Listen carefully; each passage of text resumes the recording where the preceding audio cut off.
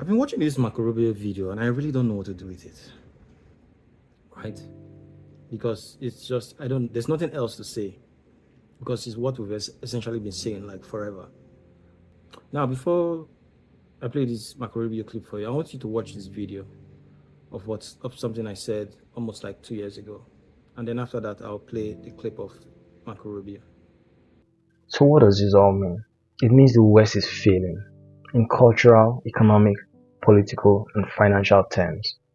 Its reign is coming to an end. What is happening in Gaza is the last strike, sort of a cobra that has found itself in the jaws of the mongoose. But it also means that the West is very dangerous right now. So they've gone mask off to show us that colonial violence is still an option. And the events in Gaza happening are not just about Gaza. This is a war to reassert their dominance over the rest of the world. This is the war to secure the minerals and resources that will power their cities and drive the next century of innovation that they will then use to dominate and subjugate the free world. And guess what? All the resources needed for this next industrial revolution are squarely in Africa. So it's not alarmist to point out that Africa is the ultimate goal for this latest round of colonial violence. And the only thing standing in their way right now are the nuclear capabilities of China, Iran, Russia, and North Korea. This is the Great War. This is the war they've planned for the last 100 years since they relinquished direct colonialism. This is the war that they need to get the nuclear powers out of the way so they can complete their divine right of global domination. This is the path that President Trump and the United States has embarked upon. It is the path we ask you here in Europe to join us on. It is a path we have walked together before and hope to walk together again. For 5 centuries, before the end of the Second World War, the West had been expanding. Its missionaries, its pilgrims, its soldiers, its explorers pouring out from its shores to cross oceans, settle new continents, build vast empires extending out across the globe. But in 1945, for the first time since the age of Columbus, it was contracting. Europe was in ruins. Half of it lived behind an iron curtain, and the rest looked like it would soon follow. The great Western empires had entered into terminal decline, accelerated by godless communist revolutions and by anti-colonial uprisings that would transform the world and drape the red hammer and sickle across vast swaths of the map in the years to come. Against that backdrop, then as now, many came to believe that the West's age of dominance had come to an end and that our future was destined to be a faint and feeble echo of our past. But together, our predecessors recognized that decline was a choice, and it was a choice they refused to make. This is what we did together once before, and this is what President Trump and the United States want to do again now, together with you. And this is why we do not want our allies to be weak, because that makes us weaker. We want allies who can defend themselves so that no adversary will ever be tempted to test our collective strength. This is why we do not want our allies to be shackled by guilt and shame. We want allies who are proud of their culture and of their heritage, who understand that we are heirs to the same great and noble civilization, and who together with us are willing and able to defend it. And this is why we do not want allies to rationalize the broken status quo rather than reckon with what is necessary to fix it.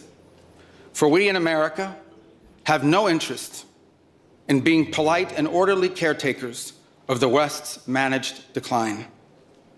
We do not seek to separate, but to revitalize an old friendship and renew the greatest civilization in human history.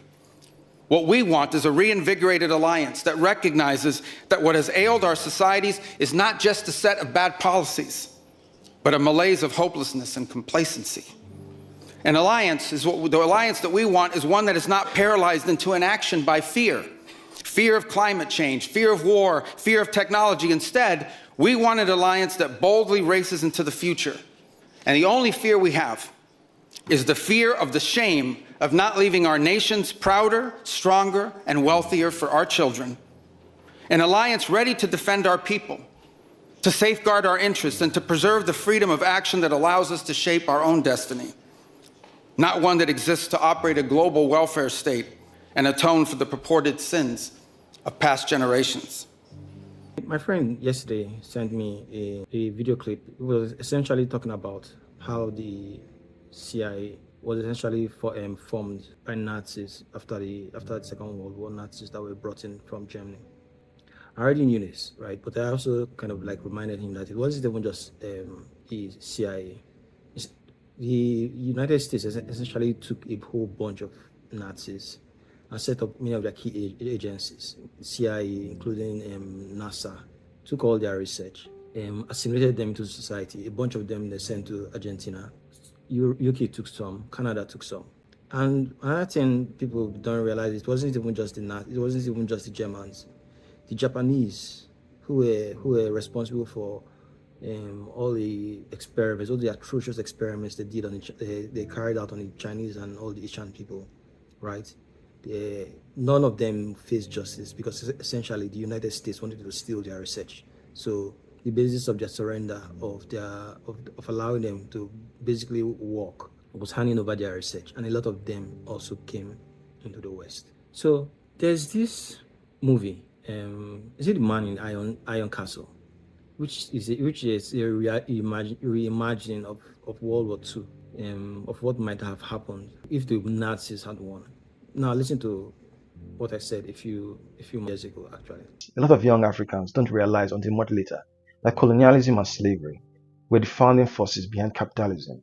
That for many years in history, there was a great battle between competing economic systems, and it was the wealth and the largesse from slavery and colonialism that tipped the scales and gave the West the power and the leverage it needed to destroy all other competing systems.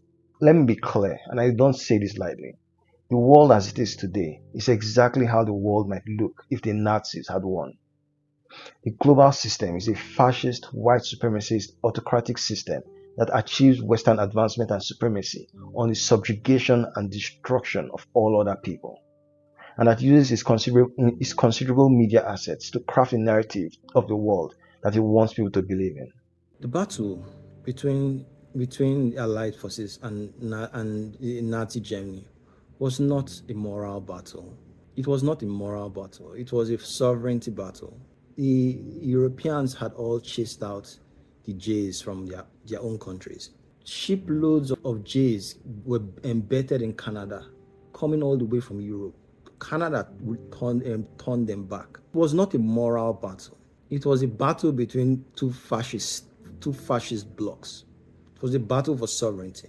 The way Europe is vassalized to the empire is the same way that Germany probably refused back then to be vassalized. So it was not a moral battle. It was a battle about Germany's sovereignty. So there's no need to reimagine what a Nazi state would have looked like if the Nazis had won, because the Nazis, the fascists, did indeed win. All of the Nazis and the fascists came into the West. All their research came with them. In fact, Hitler looked to US, right? US treatment of black people to structure their own apartheid state.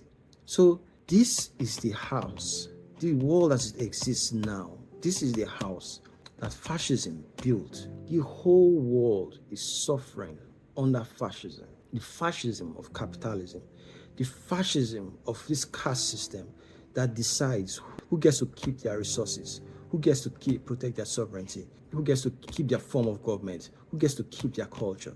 That's what the whole world is suffering. And it's really quite pathetic, right, that we've come to this stage. Because essentially the West have failed spectacularly at a game that they themselves rigged for themselves to win, to be on top and to win. Just because one country got away.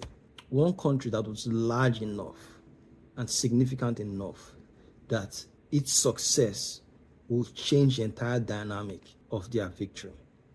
Because if China was a small state of like 100 million people, no matter how successful they were, they can easily be destroyed.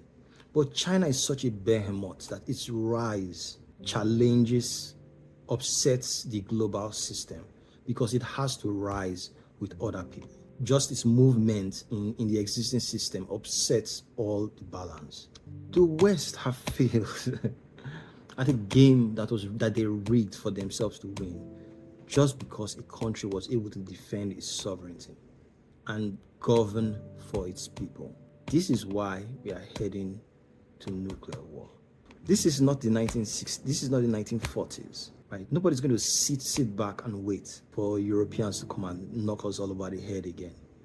So I don't know what to do. I don't know what to say with it. I want to, guys, I'm starting a Substack. That's what I even want to announce that now. So I'm working on putting it all together, and I'll give you guys details later. But this is the world that we live in now. So like everything that we've been saying, and people back home are calling us insane. Oh no, that's in the past. No, these people are not. You can see it now. So our job is done, so to speak, in that aspect at least. You can now see now that the West have declared that they want to be overtly feral and imperial. So enjoy your weekend. I will have more details on my Substack soon. That no, the world and the West did not change. The system is acting exactly according to how it was designed. And let me tell you, if we allow genocide to go unchallenged in 2024, it means that we have accepted the West's proposal that its colonial savagery is not in fact concluded. And if we allow them get away with it in 2024, what's to stop them packing on a naval armada off the coast of Africa in 2030 or in 2040?